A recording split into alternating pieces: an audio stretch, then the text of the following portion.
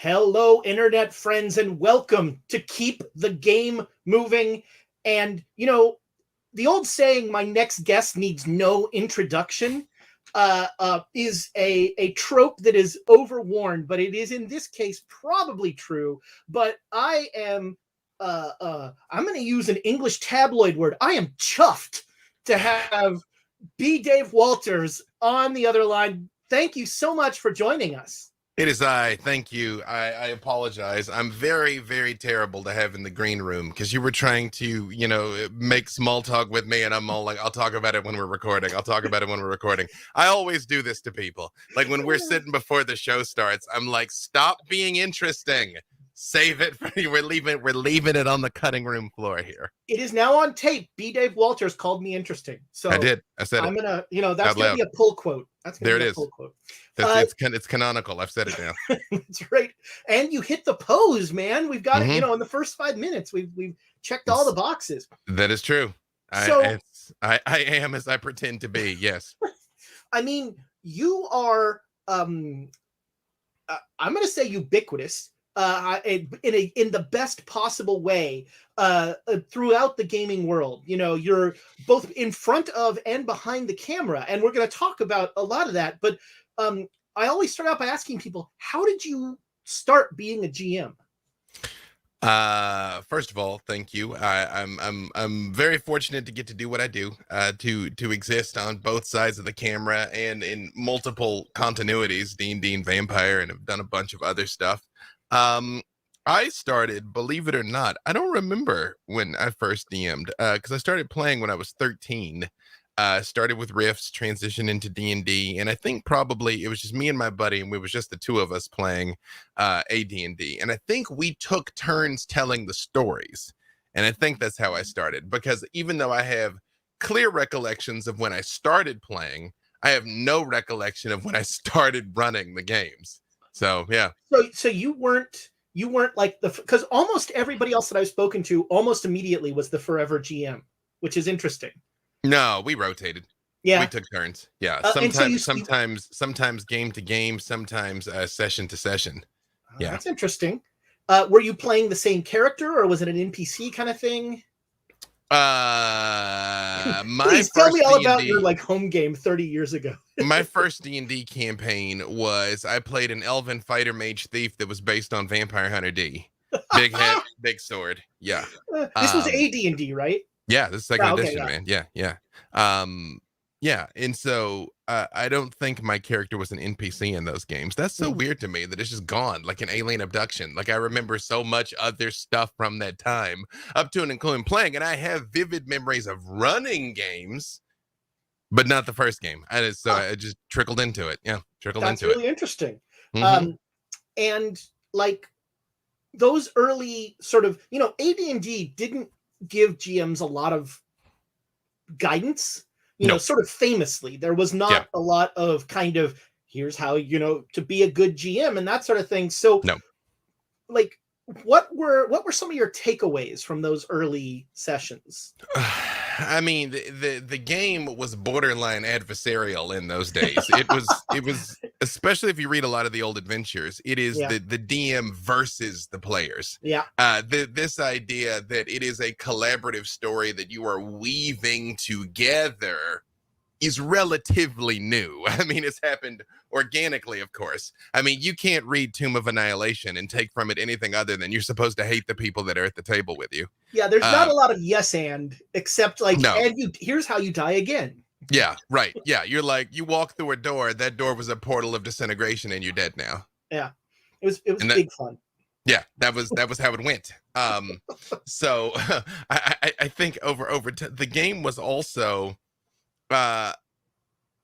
the need for accessibility, I think, is the most important thing. I do think 5th edition is the best edition of the game so far, and I can't say that about all of them because I was an avowed 4th edition refugee. I do not speak of it, so it's not one of those things that I'm like every edition is the best edition. I'm like no. 3 and 3.5 were a lot of fun, but got really, really bloaty and got out of hand. 4th edition was 4th edition, and that's all I have to say about that. And I do think 5th edition has really figured out what makes D&D D&D. So all things being equal, I think the trajectory in which the game has evolved is the right trajectory in which it needed to evolve. Like, I mean, I take great pride in knowing how to calculate THACO and Ben Bar's lift gates and all of that, but quite frankly, it makes no sense. Yeah. So, yeah. The useless knowledge that we have in our heads of just, like ridiculous things so my group was made up of like the nerds from my high school, unsurprisingly, and the arguments we would have about the volume of Fireball.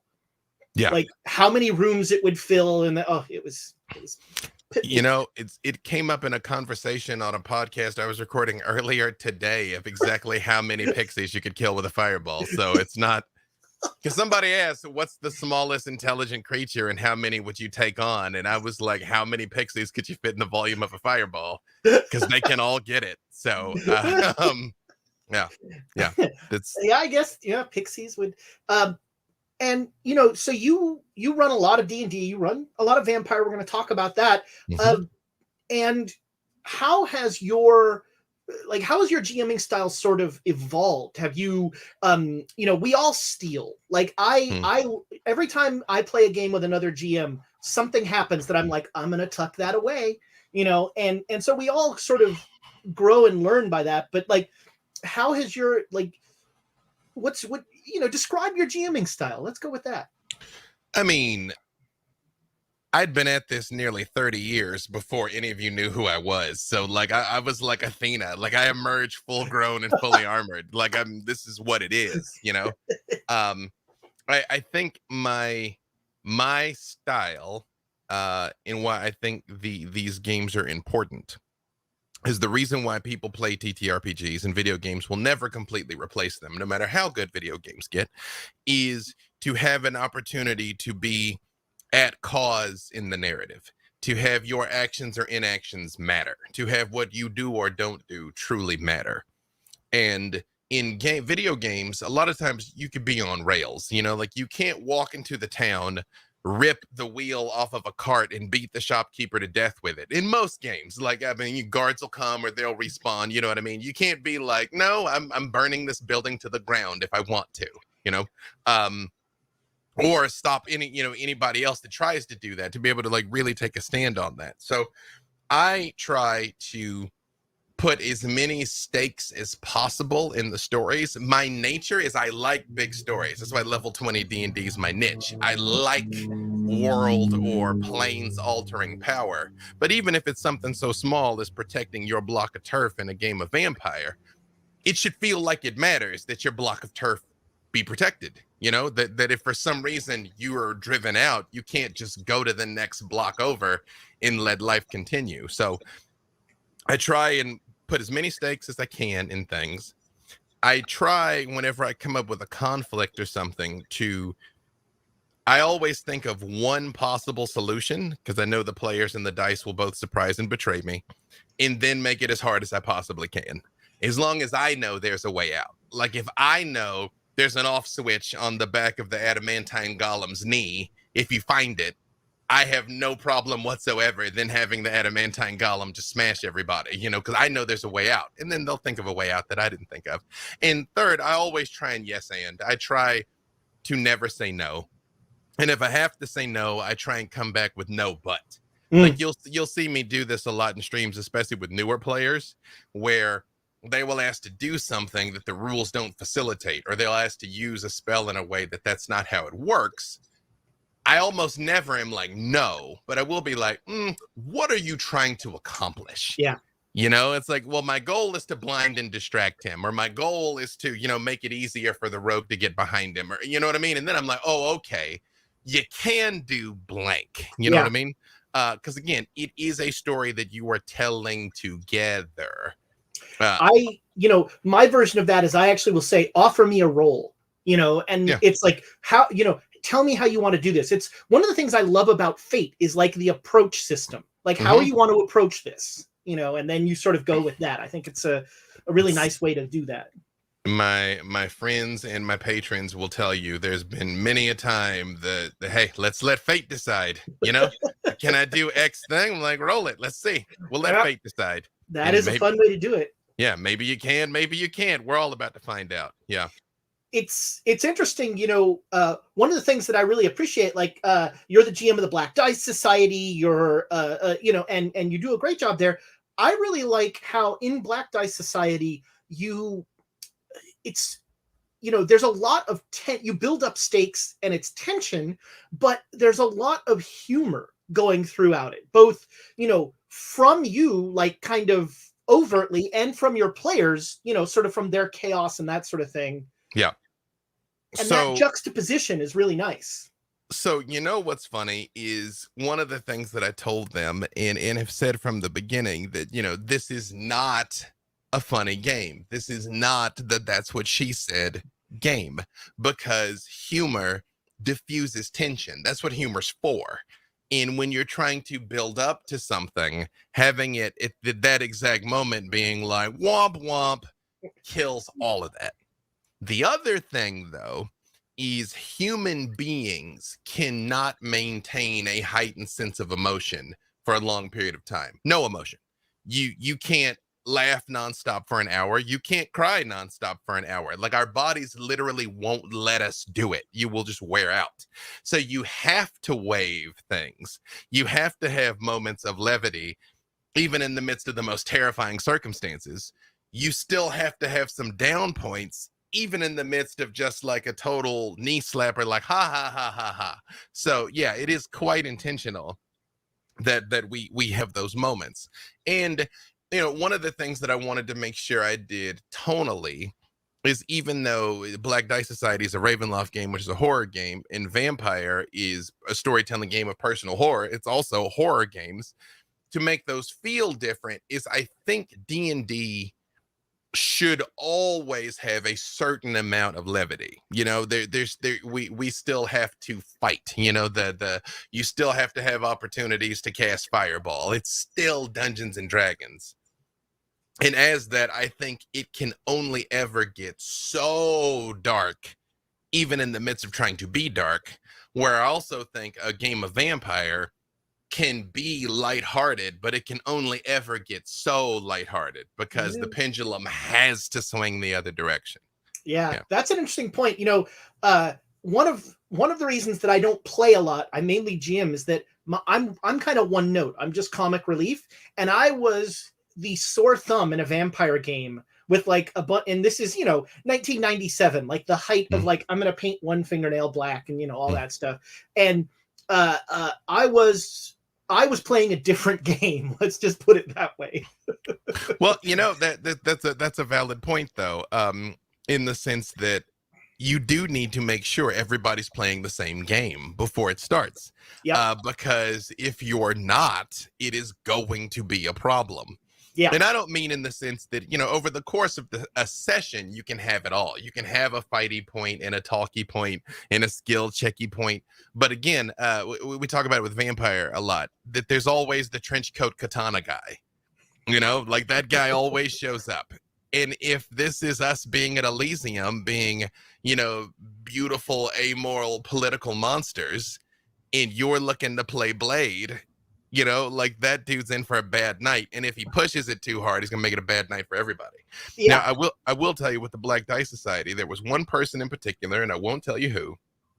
When I pitched them all the story, I'm like, this is a dark story. This is not that's what she said. This is a horror game.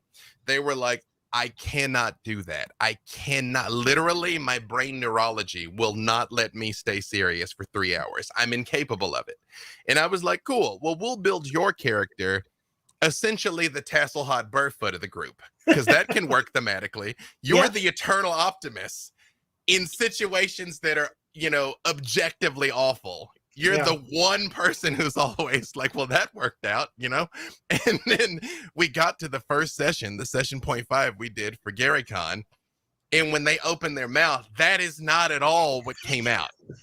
Not even a little. And I was like, oh, okay. Okay. We're not doing the thing. Oh, okay. We're doing this thing. We're doing this thing. You never know what'll happen when the lights turn on. That's we played a run of Ravenloft, and I actually played. I hadn't played in a while, and I just fixated on the fact that my background was folk hero. And so I became this like delusional character, the folk hero of Chicory, who was going to save everybody. And like the very first time we met Strahd, he got bored with us and left in the middle of a fight. And my character spent the rest of the module going, we drove him from the field of battle, you know, and just utterly delusional. And but that's all super valid, you know. Yeah, that's all super valid. It was the only way that I could sort of, I had to go ridiculous because that's all I can do, you know, in that sort of thing. Yeah. You know, when you talk about making sure we're playing the same game, that's session 0. And session 0, no matter what you're playing, is super important. So, like, walk me through what you're looking for in a productive session 0. Well, I draw 2 distinctions there, which actually kind of becomes 4 distinctions. Is this a home game or a stream? Yeah, different. And am I playing with new/casual players, or am I playing with pros? Because those are different asks. Yeah. A home game, I don't currently have any home games because I love this too much. Even if it is a home game, I'm like, turn on the camera. We're wasting content, you know? But I definitely, some of my friends are like, you know, it's a difference when you have to be on versus when you're just playing for fun. For me, there is no difference. I don't have that line. This is just what I do. I will tell you, however, the difference between a home game and a stream, just for anybody who's curious, a home game is a social activity. The fact that you get together, that you eat food, that you talk about Suicide Squad, that you complain about your boyfriend, girlfriend, you talk a little bit about work, that you know, kvetch a little, and then play the game, is all a very valid and necessary part of the experience.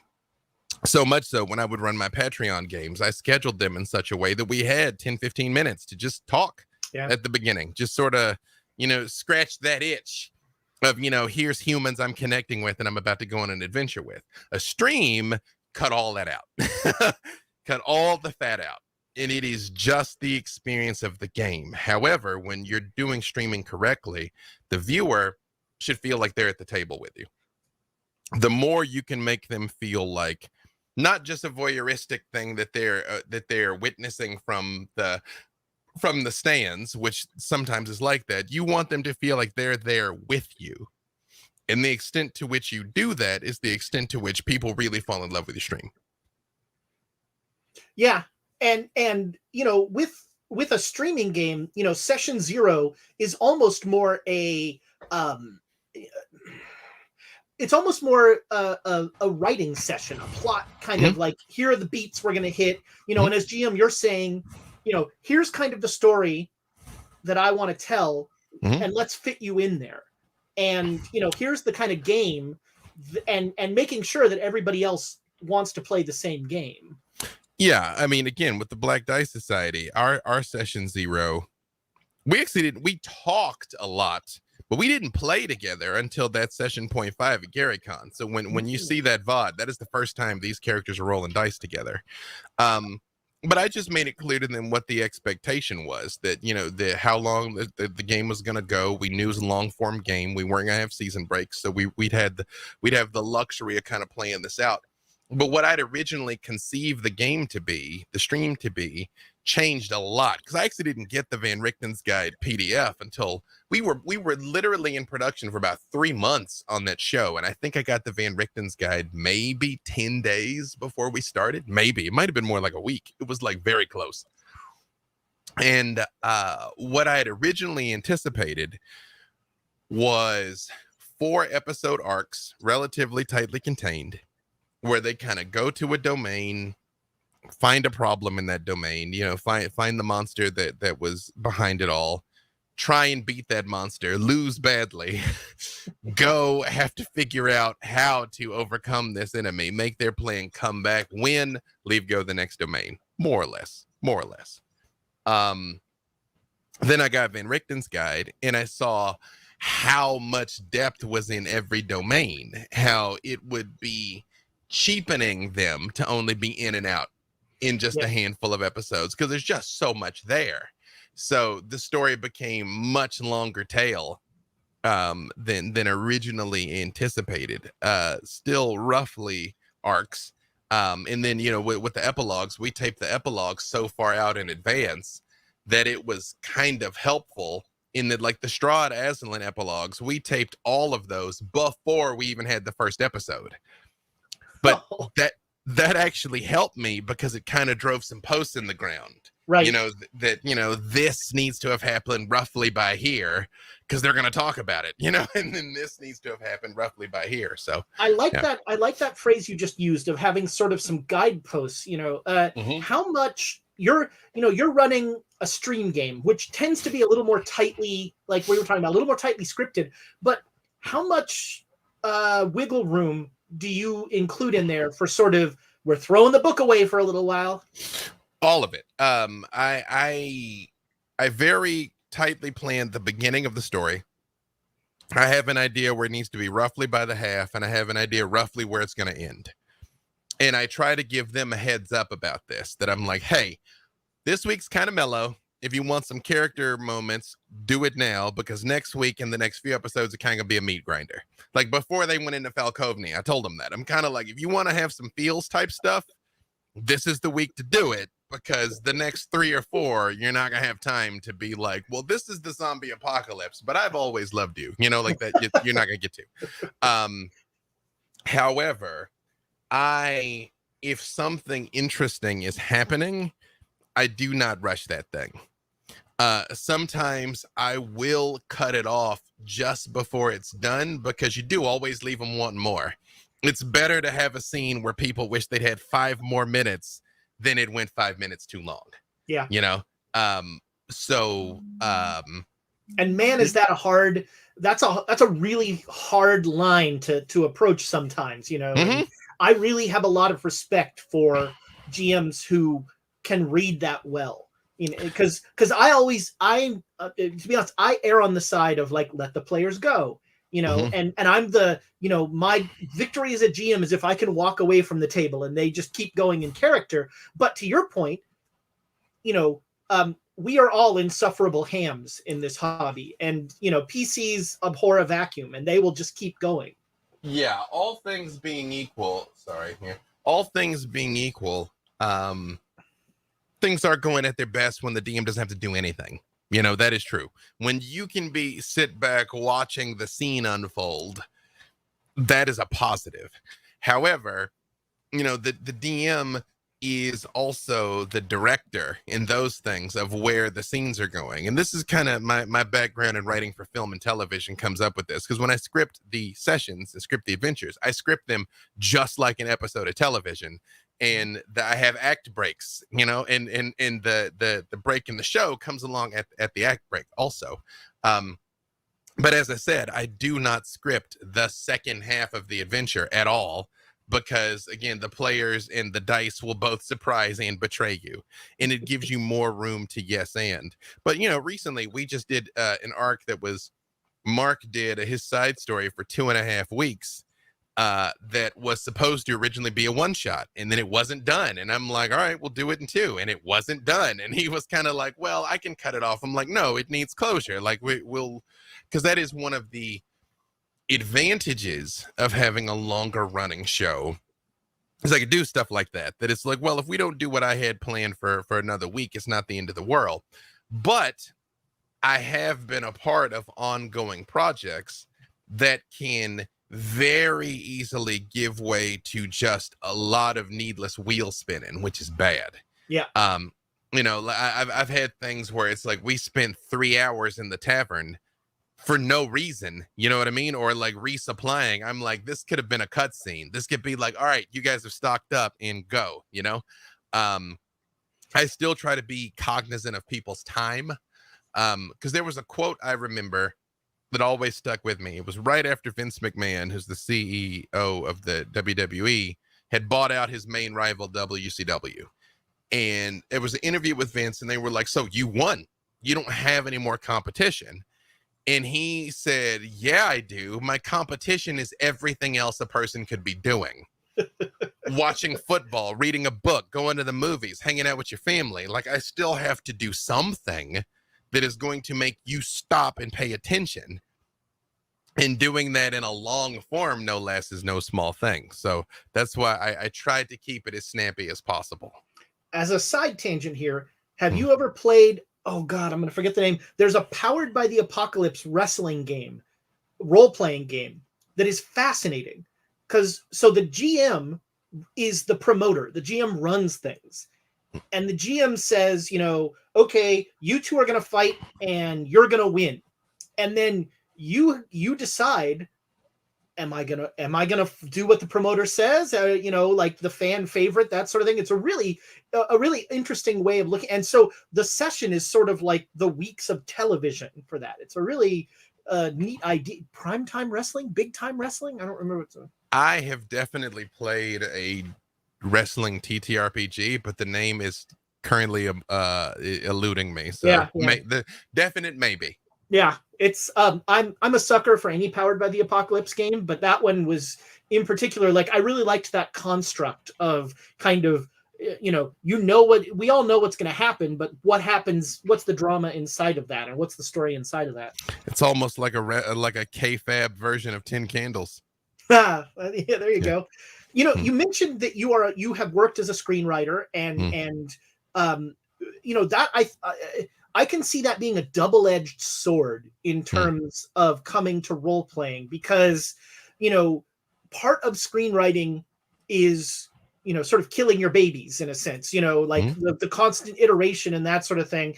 And so how do you think that approach, you mentioned you set up your games like episodic television and that sort of thing, if a GM out there is like trying to think in that vein, like, what are some of the challenges of that approach?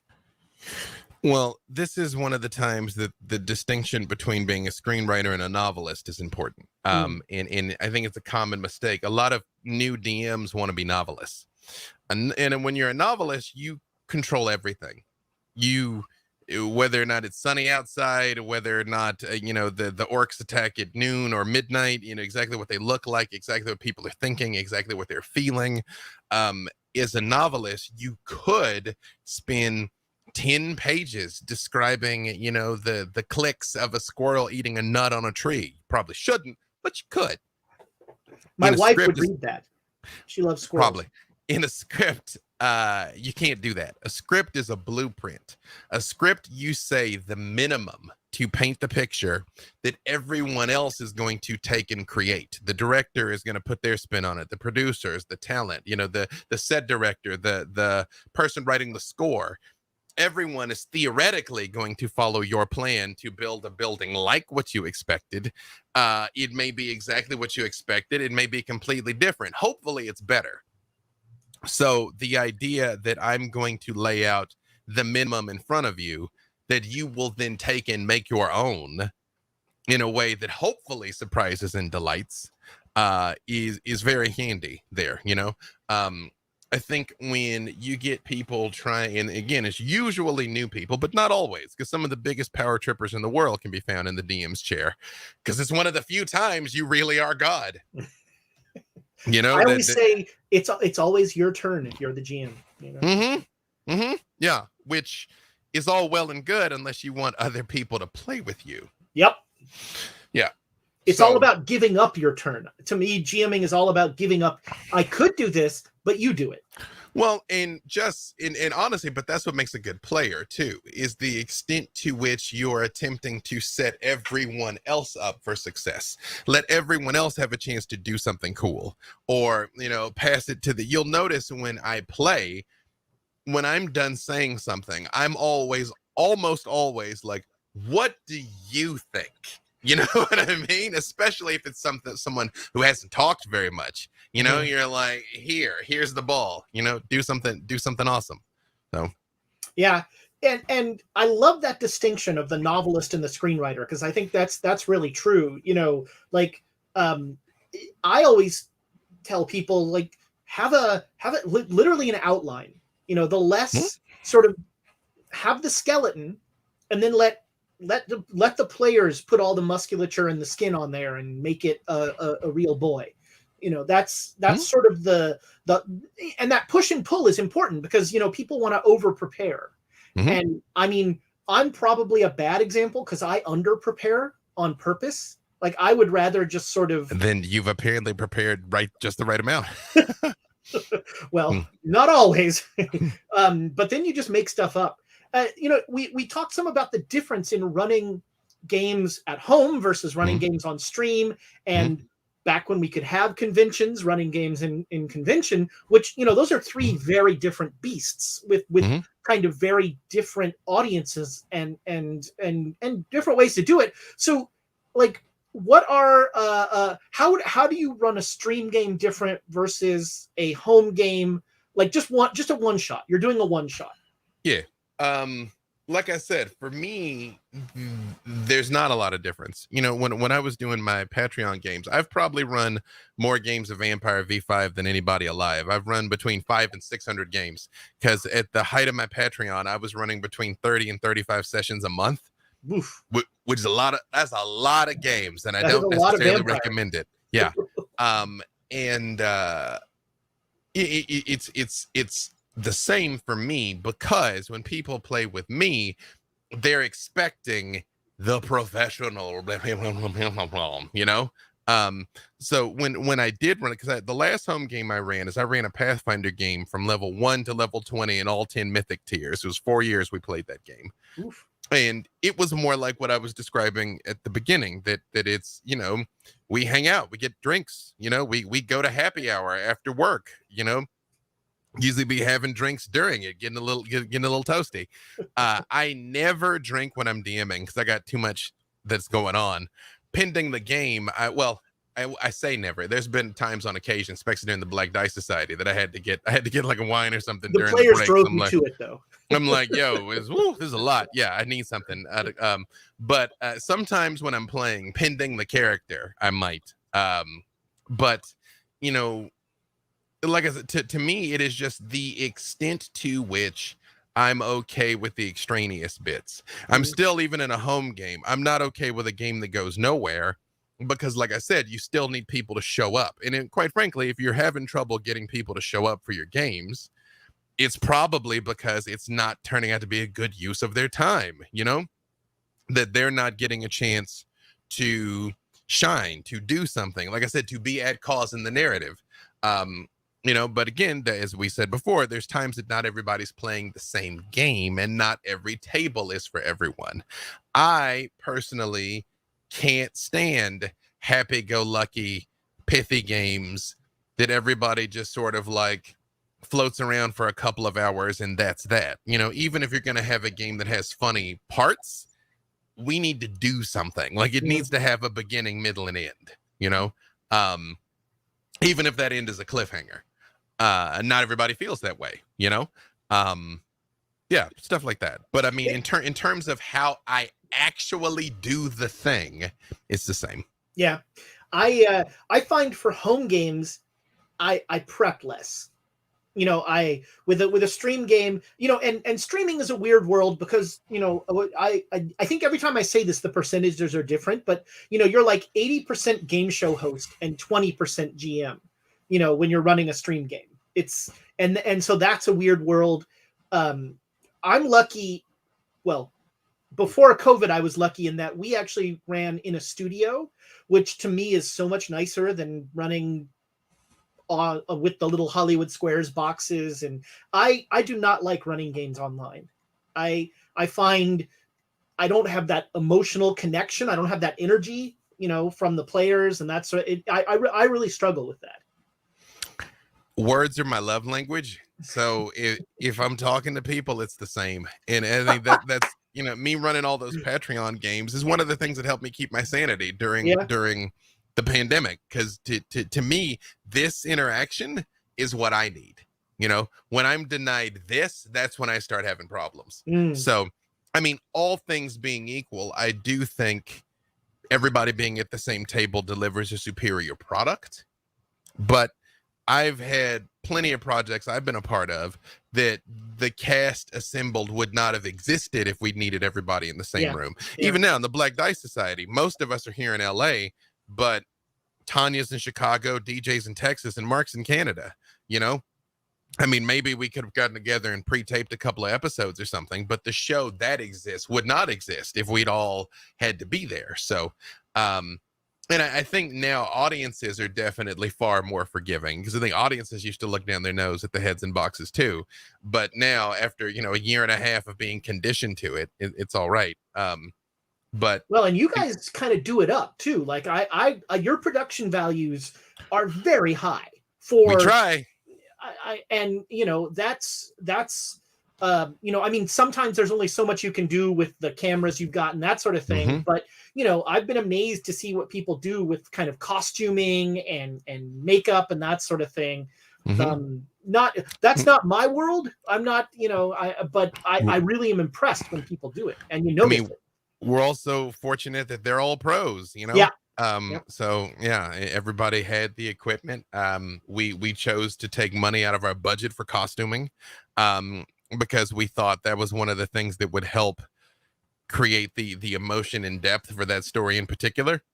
That it should feel like it's something else, when you play it, and I think we achieved that. So Yeah. I really enjoy it.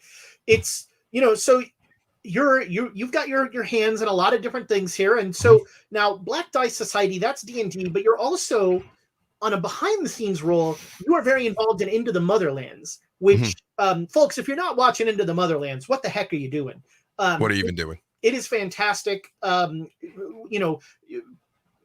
six people that have watched all of my shows know, like Eugenio Vargas was our very first show, and it's a really fascinating. But what I want to talk with you about is you're actually you guys just knocked it out of the park with a crazy Kickstarter, and now you are one of the main a voice helping to build that system. Well, I was the lead developer from the beginning, so everything you've seen on the stream, I quarterbacked behind the scenes. Yeah, and now we're building it out to its own full flesh and blood thing. Like I've described the development of Motherlands as, if you remember that scene in Wallace and Gromit when they're on the train and Gromit's laying the track down as the train's rolling. That's what it was like. Because when all of this started, Tanya had been in talks with Twitch for a long time. It went slow, because things do when you're dealing with companies, and it ended up being like, okay, we're contracted to deliver X hours of content by the end of the year. And it was like, oh, cool, that's forever from now, and I pulled out the calendar, and while we're talking, I have the calendar, and I just start counting backwards the weeks. That it's like, well, if we have to deliver by the end of the year, we need to kind of be done by December 15th, because the world shuts down for the holidays, blah blah blah blah blah. And I counted back, and I think we had 3 weeks to build a game. Jeez. And it was, I was like, well, one of the first decisions we made is we cannot create a whole new system in that time and play test it. We just can't do it. And so what system are we going to use? And I was very close with people over D&D Beyond. I knew they were trying to get Cortex off the ground. So I went over to them, and I was like, hey, check this out. Let us use Cortex, and we'll give you a lot of press. And so it was a very easy, it was like, yeah, all right. So that was how we arrived at the Cortex system. Now, with the having done the Kickstarter, we still are weighing our options, but it gets more likely by the day that we're going to create something completely new from scratch for our system, because what you do with the system is important, because it helps guide even the kind of stories you can tell. Yeah. Because one of the things that I explain to people is D&D is an explicit system. You can do what it says you can do, and if it doesn't say it, you cannot do it. World of Darkness is an implicit system. You can try anything, and you assemble the dice pool, and you give it a shot, and it goes where it goes. With Motherlands, even with Cortex, one of the things we did intentionally is there is no attribute system. There is no strength and dexterity. You are measured by your skills and your values, what you know how to do and what's important to you. That's what helps define a character. We did that intentionally because, again, one of the things that you run into in D&D, which is why there's this push to change the attributes, is the idea that some races are smarter than others is problematic, because usually it's the fair skin races that are smarter and more charismatic, and the darker skin races that are stronger but dim-witted. Not always, but a statistically anomalously high amount of the time. Yeah. Like to the point that the when it's not that way, it is intentionally, Yeah. glaringly not that way. Yeah, yeah. And when the neckbeards get mad about it, that's when you know it was the right time to make that change. Like, neckbeard tears power me. It is one of my primary, just full Dragon Ball. You know? We're looking at you, new TSR. I have no comment for a number of reasons, but yeah, that's all I have to say about that. You know, and my career exists in large part with my very vocal criticisms of Chult when it came out in Tomb of Annihilation. It was very clearly tone deaf. You know, it went from I grade on a curve, but the original Chult was like super racist, little, you know, cannibal pygmies, bones and noses. I'm like, y'all, but okay, it was like 85, whatever. And then fast forward, and it was just kind of like a lazy post-colonial take on things. That it's like, well, they're not slaves anymore, but they're kind of in the shadow of their old masters. And it was like, this is a fantasy game. Like, you could have said the black people were on the moon. You could have done anything. And the number one thing that was clear to me is I was like, no people of color read this at any point or would have told you. And to WotC's eternal credit, they were like, you're right. We didn't know, and have consciously done better. Have worked with people like me, people like Tanya, you know, people done sensitivity reads, making points to have more diverse writing casts in a cruise. And I give them all the credit in the world for that. And it's tough to turn a 50-year behemoth, you know, that's been sailing a certain way. It arcs slowly. So I get it. I get all that. But, you know, so nothing but props to Wizards of the Coast for that. And Greg Tito in particular. Shout out to my homie Greg Tito. You know, because I think at the end of the day, that's everybody makes mistakes, and you don't know what you don't know. The key is, once it is brought to your attention, how do you alter your behavior? You know, so yeah. But all of that to say about the system thing, is, you know, the type of system you settle on it's the first statements that you start making about what this game even is. Yeah, and so it's a really interesting thing. I love that explicit implicit dichotomy. You know, I often will say, like, I want to tell this kind of story, so I'm going to use this system. You know, that's like, and it changes from sort of game to game. Like, you know, I'm not going to use Dread to tell a drawing room comedy. You know, that's just not going to go well. Or Paranoia. Those. You know, Ivan at one point had a plan, and I don't think he ever got to do it, to do a fairy tale hack of Dread that was a love story. Wow. And the Jenga tower represented of, like, basically, did you have time to get together, you know, before it all fell apart, essentially? Like, is this going to be a Midsummer Night's Dream, or is it going to be Romeo and Juliet? Let's see, you know? I played in a Dreadanoia game where the tower was the various different colors. And so, like, oh, this green one's really easy, but if I touch it, you know, I'm committing treason. And it became a whole, it added a bizarre layer to the game. Dread, by the way, people don't know, is a horror game where the conflict resolution system, for lack of a better term, is Jenga. And I still say it is the only horror game that can really scare you.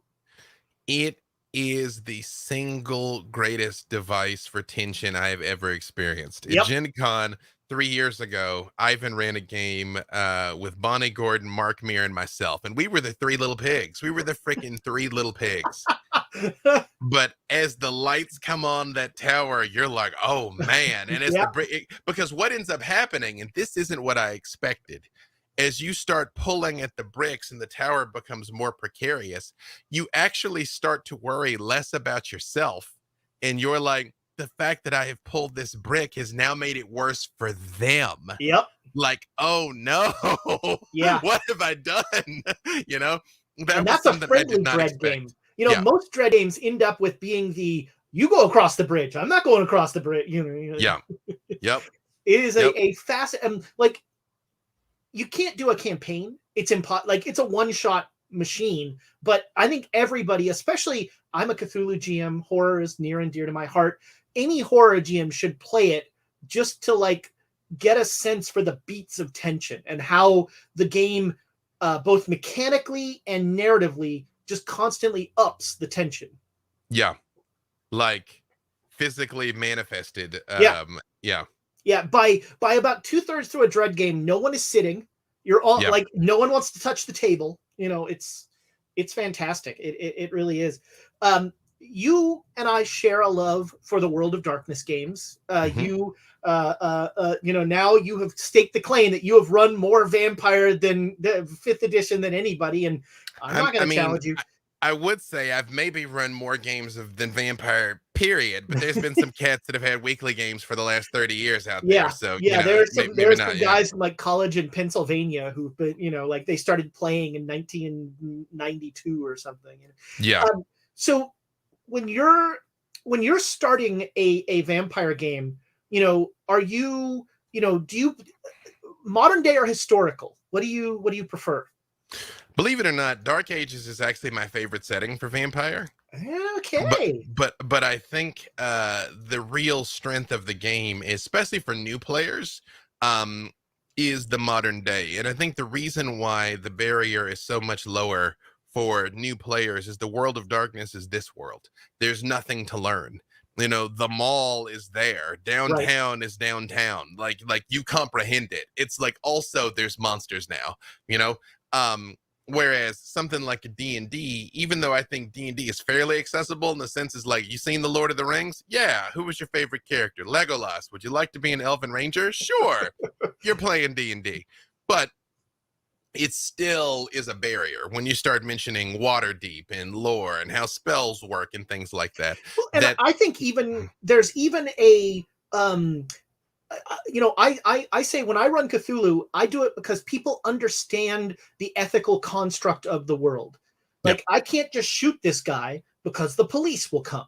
Whereas, D&D, murder hobo. Yeah, this whole race was created for me to kill them. So I don't want to deny them their purpose, and I literally have backstab as a mechanic I can do. Yes. And so there's like an ethical shorthand that is missing because, there has never been. Now, one of the reasons I love Warhammer Fantasy Roleplay is that, the town guard are omnipresent, and whenever you do anything, they're going to show up. And D&D doesn't really have that. There's not kind of a, there's not a sense of that in this world. We don't do this. Yeah, definitely. And not only that, when people try and insert that, it is usually like rebuffed. Where you're like, it's wrong for us to kill them all. It's like, is it? Yeah. Yeah. I'm like, why sorry, do I have 3 swords? I couldn't hear you over the sound of me casting fireball. I do think the solution to that particular quandary, though, is give non-violent solutions to things.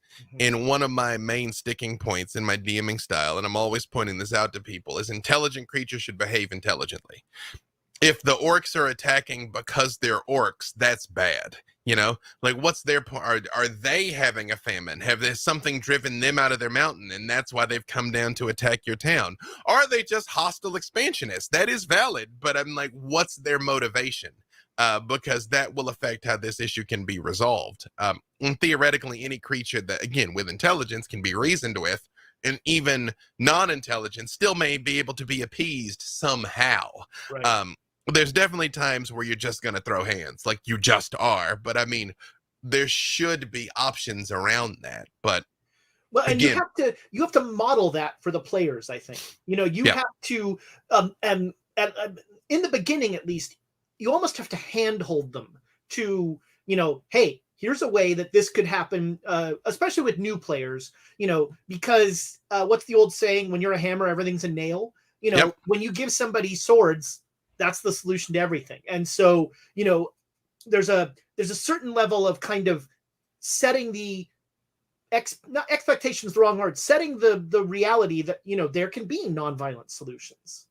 Yeah, absolutely. Well, and I mean, again, I'll tell you another pro tip. If you're playing in modules, especially older modules, but even now today, if there's anything that is described in the flavor text, it is a thing that can be interacted with. Like, if it takes the time to tell you there's coals in the brazier, you can do something with the coals from the brazier, you know? Yeah. And if you're a player, ask your GM, say, hey, is there a ladder nearby? Or is there a chandelier nearby? Because a good GM will say, there sure is. What do you want to do with it? You know? Yeah. And so create those environmental opportunities. Yeah. And not just be like, no. Yeah.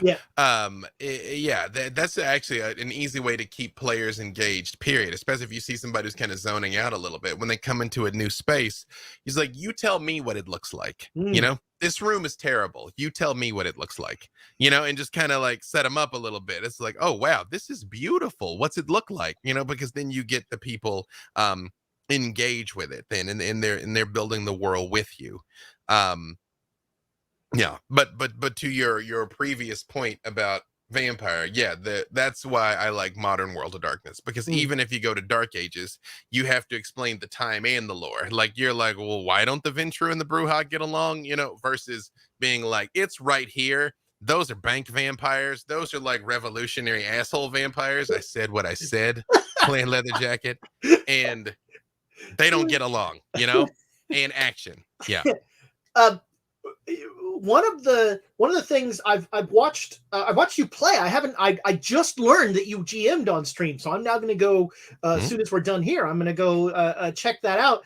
But one of the things that I really like about Vampire is the idea of Chronicle Tenants.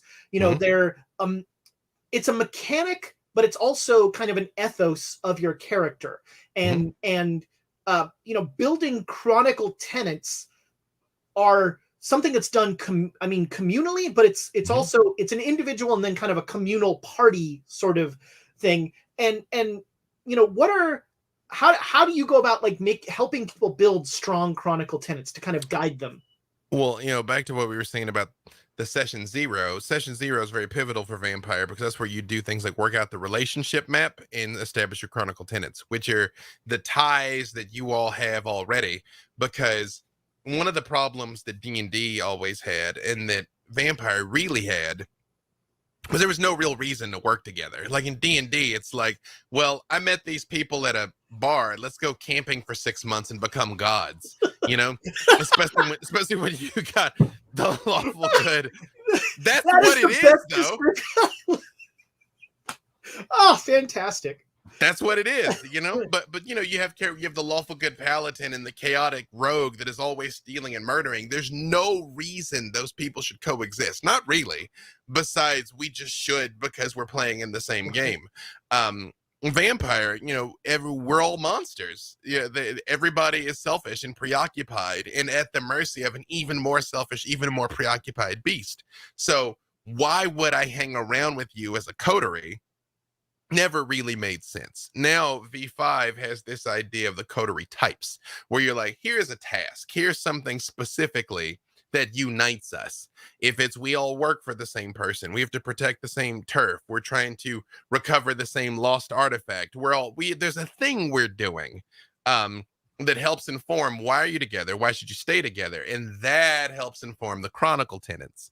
I can tell you, like, one of ours was for LA by Night was slavery is wrong, you know, which you notice that whenever, that was part of the reason why Victor was so sympathetic to the Thin Bloods, is it's like, you cannot eradicate them just because of who they are, you know, like you can't do that. Like, you can't, they were literally branding them. I'm like, that's not all right. But there's the dichotomy of the fact that Victor dominates people and makes them do what he wants all the time. You know what I mean? Which is not, you know, the irony of that is not lost on the story. And in the old version of the game, and V5 has it too, it just comes up a lot less. There was something called the curse of the disciplines, where the older you get and the stronger you get, you start becoming worried that you're like, do people only listen to me because I've dominated them so many times?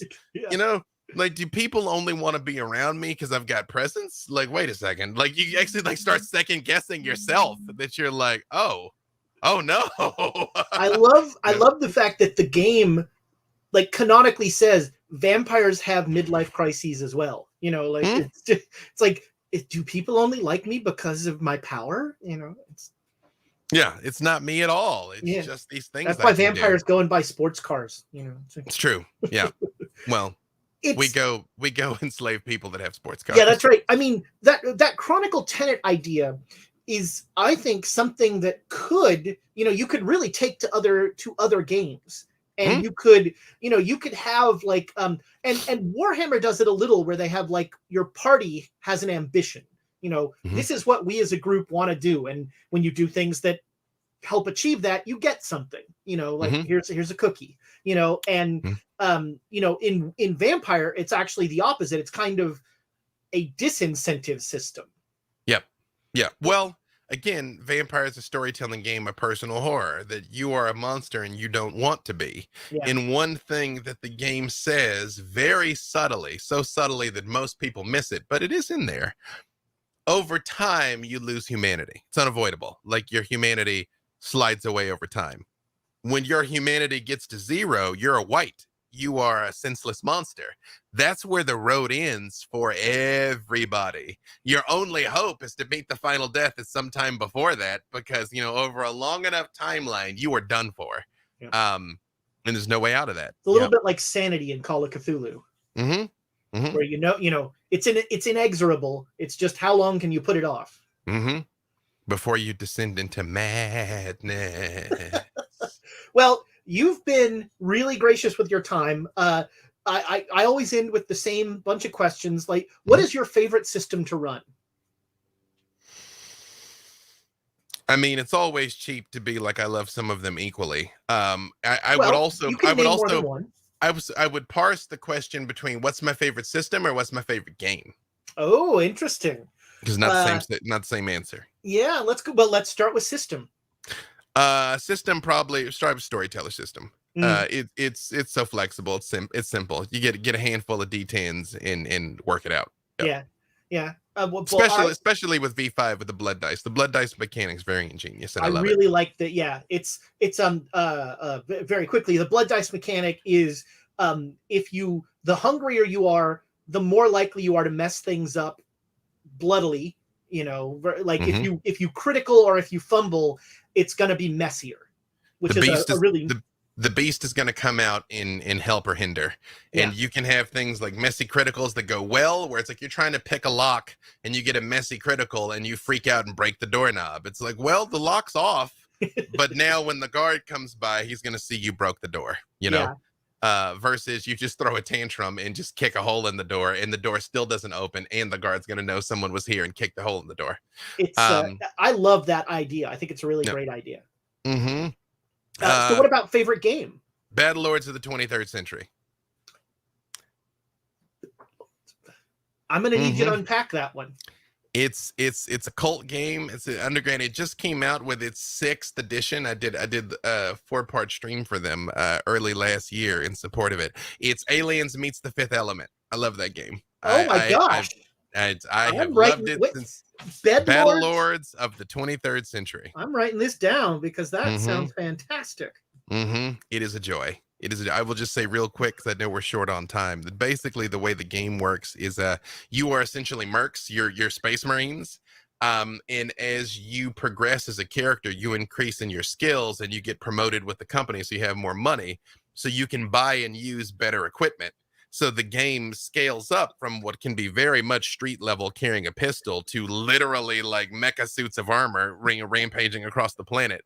And hit point wise, though, a human is always a human. Like, getting shot in the head will kill you at level 1. It will kill you at level 50. It's just whether or not you've become Voltron in that intervening time.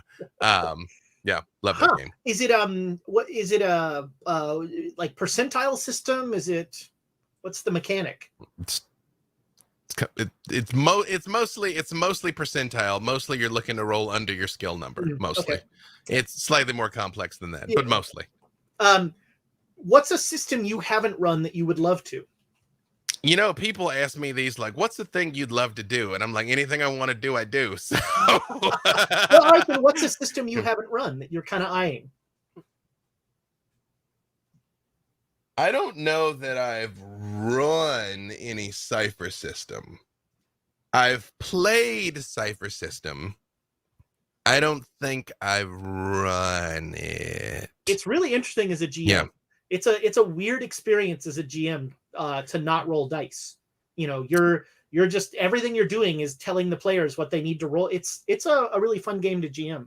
There was a time when Motherlands could have been Cypher System when we were, weighing universal stuff. But again, I don't think that's how it's going to go. But yeah, that's interesting. It seems a little freeform for what you guys like to do with Motherlands. But interesting. All right. Well, we end every episode the same way, and that is the Space Jam question. B. Dave Walters, Martians are invading the Earth. They are going to destroy the planet where you keep all your stuff unless you run a great 4-hour game. What are you running? Whatever they want to play, man. I mean, yeah, I was D&D and Vampire the default, but it's like I don't like right now, literally right now, I could get a phone call and it's like, hey, look, the Obama family wants to play D&D on Twitch and we have 2 million people watching right now. Can you do it? I'd be like, yeah. Like, I don't know. Vampire on Sasha in that game.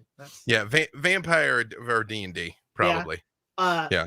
It's interesting. Some people take that as just like, what's the game you run best? I'll put that in heavy quotation marks. Some people turn it into like a moral thing of, here's the scenario I'm going to run that shows them the beauty of humanity. Vampire maybe not the choice for that. Or is they're going to destroy the world? We're monsters, but don't want to be. You know what I mean? Yeah, that's once they get a taste of Vampire, that might hasten the destruction of Earth. I'm not sure. No, that's Werewolf. Yeah, that's right. Yeah, all right. Yeah, you run Werewolf, they're like, boop, boom. Yeah. Oh, you know man. Valid. Well, B-Day Walters, I don't know why, but I can only ever say your full name. That is a weird thing. It's all right. I answer to it. Thank you so much for being with us today and being so generous with your time. This was a lot of fun.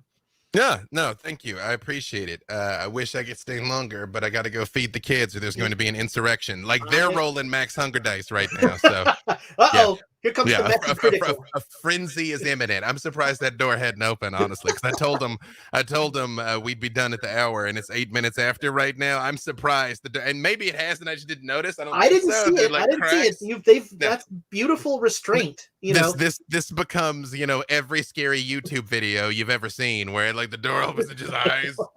They're just behind you. Yeah, right. It's coming from inside the studio.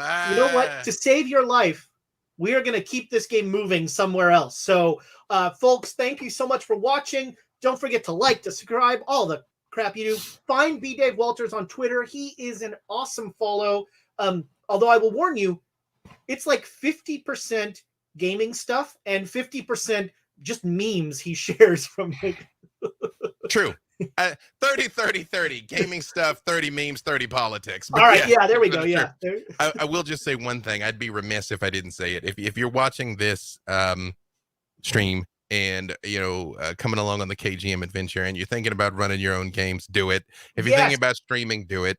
Get your friends together, turn on a camera, make some stuff. You're going to be terrible at it. Try and get better at it, and that is literally it. But if you're thinking about doing it, absolutely do it. 100%. My gosh, why didn't we lead with that? And just the only way you get to be a good GM is by being a bad GM and playing a lot. That is just keep doing it. Keep getting reps. That's what you do. All right. That is a great note to end this on. Goodbye, internet friends.